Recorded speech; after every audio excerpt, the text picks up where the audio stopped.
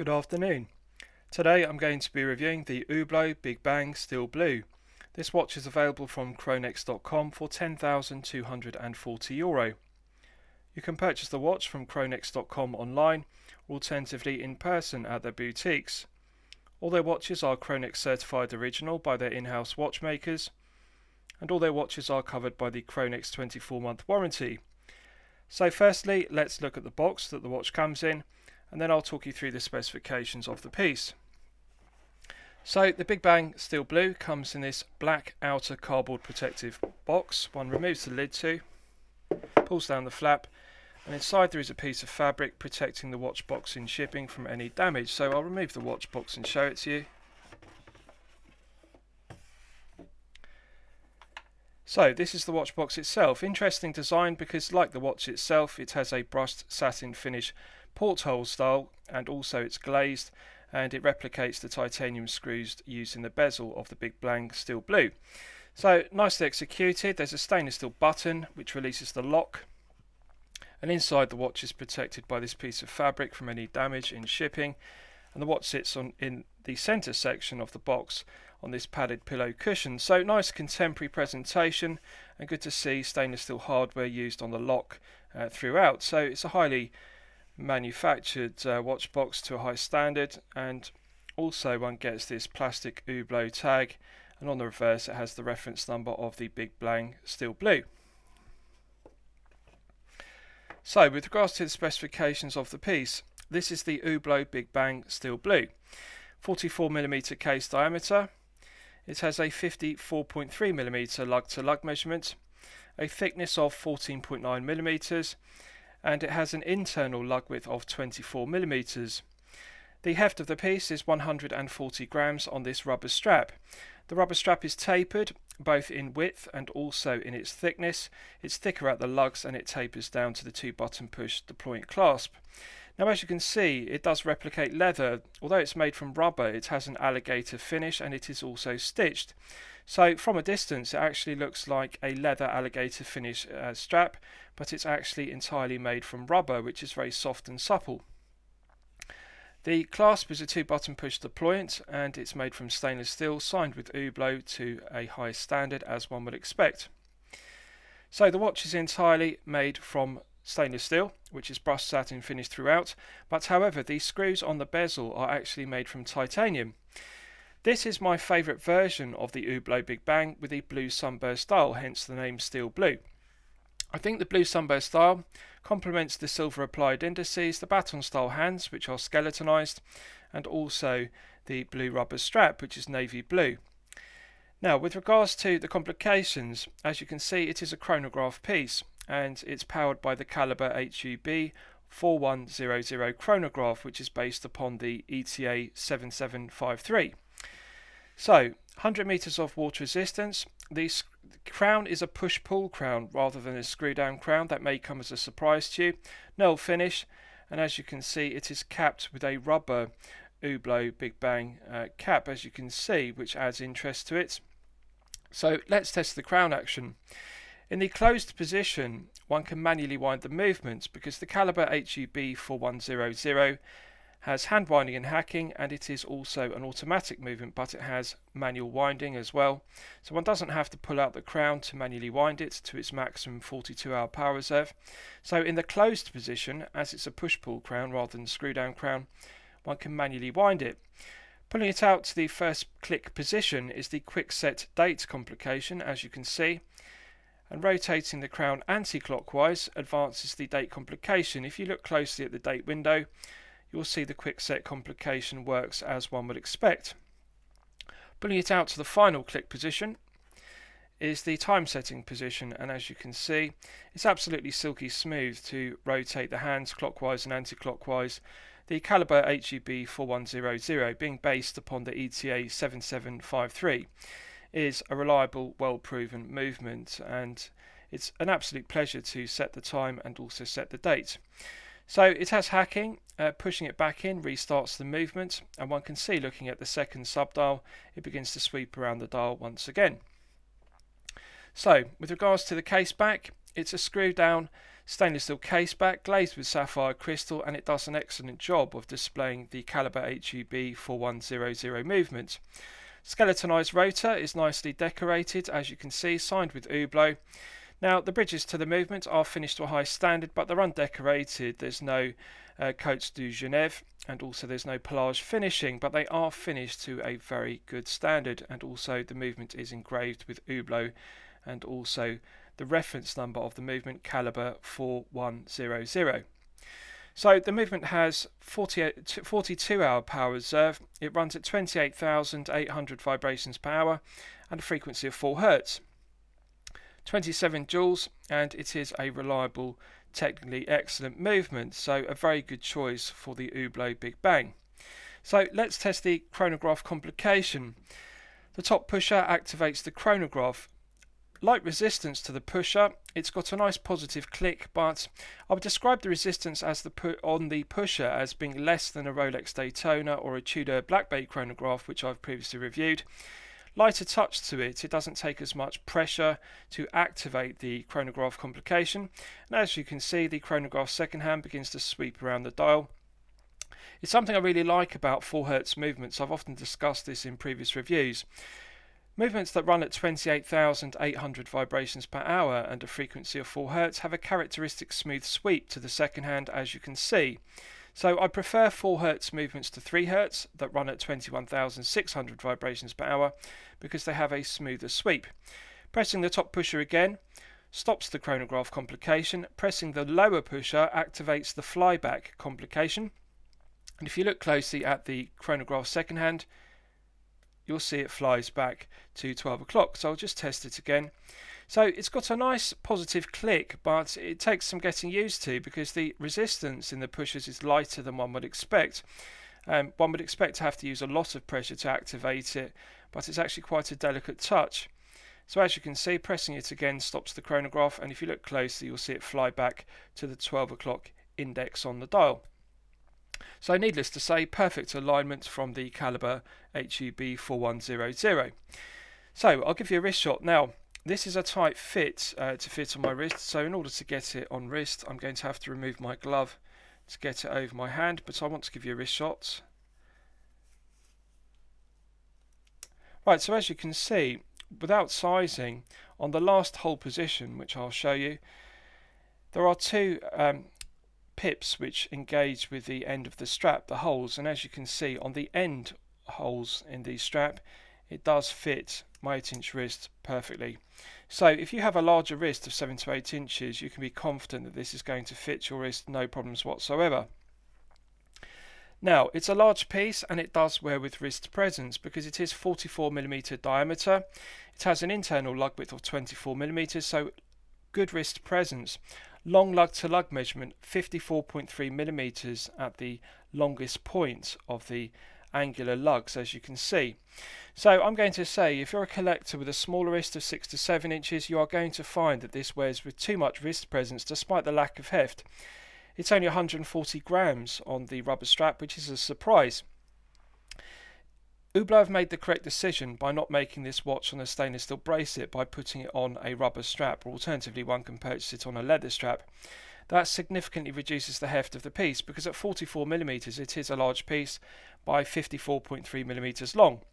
So really it's best suited to collectors with a larger wrist of 7 to 8 inches, and as you can see on my 8-inch wrist it does fit very well because it does have a large proportions. The dimensions are very well balanced, 24mm lug width, and as you can see the strap tapers very well down to the 2-button push deploying clasp.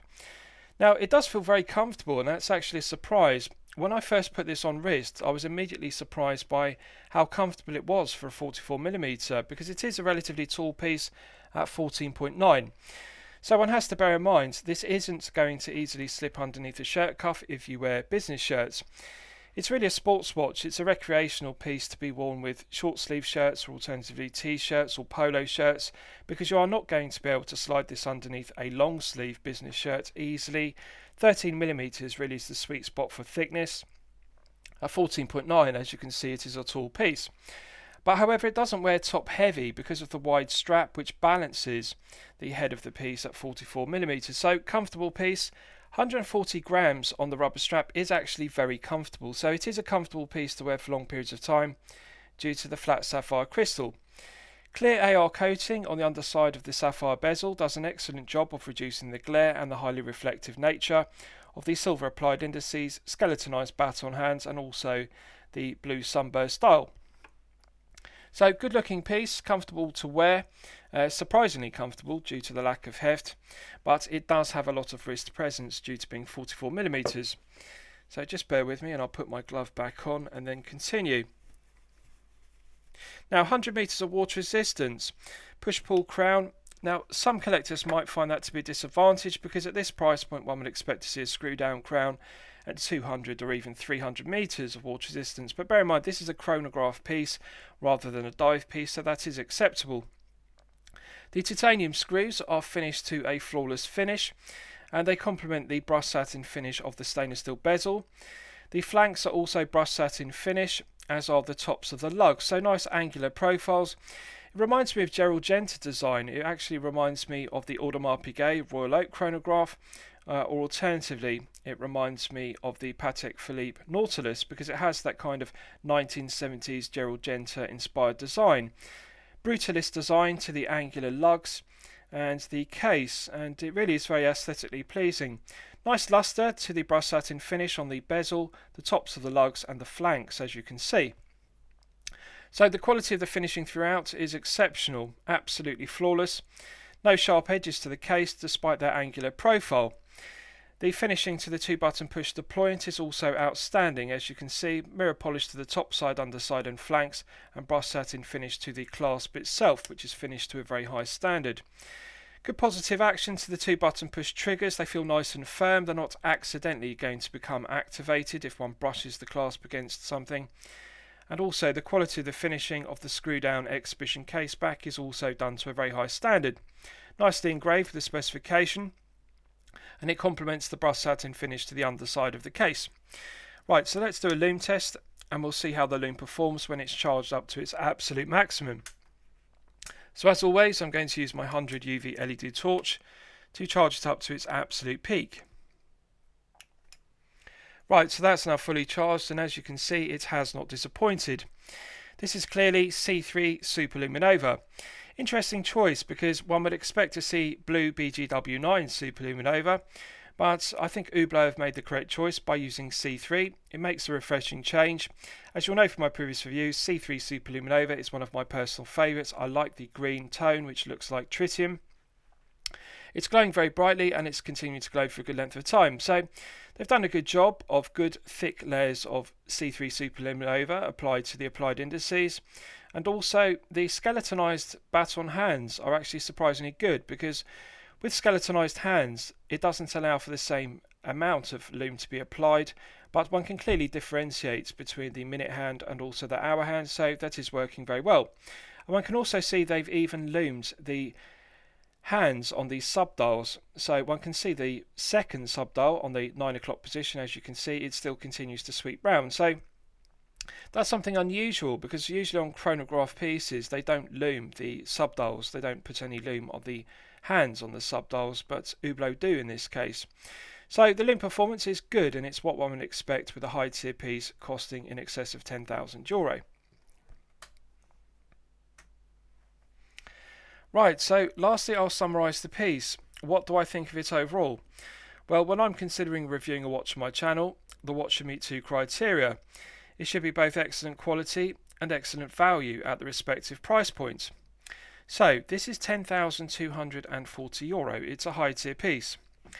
I would describe the quality as excellent. The quality of the finishing, the build quality, the quality control are all outstanding. It is absolutely flawless, as one would expect to see with a high tier piece costing €10,240. So yes, the quality is excellent. Is it excellent value? Well, it is an expensive piece. I would say the value is good.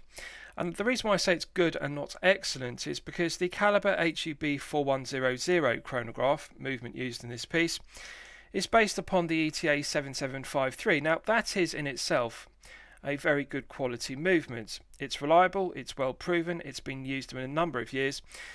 The ETA caliber 7753 is based upon the ETA caliber 7750, which is a very highly respected movement. The only difference between the caliber 7750 and caliber 7753 used in this piece is on the 7750 the date complication is at 3 o'clock. On the 7753 the date complication is between 4 and 5 o'clock. So they move the date complication position. The date window moves down from 3 o'clock to between 4 and 5, but the movements, the architecture of the 7750 and the 7753 are identical, apart from the date window being moved. So yes, it is a high quality chronograph movement. It's respected, it's reliable. But at €10,240, I would prefer to see a higher grade of in-house Hublot caliber used, rather than the Hublot HUB 4100, which is based upon the 7753. Yes, Hublot decorate it and they do modify it. As you can see, it has a skeletonized rotor and it is finished with Hublot's signing, as you can see. But it's undecorated. There's no pelage finishing, there's no Cotes du Genève.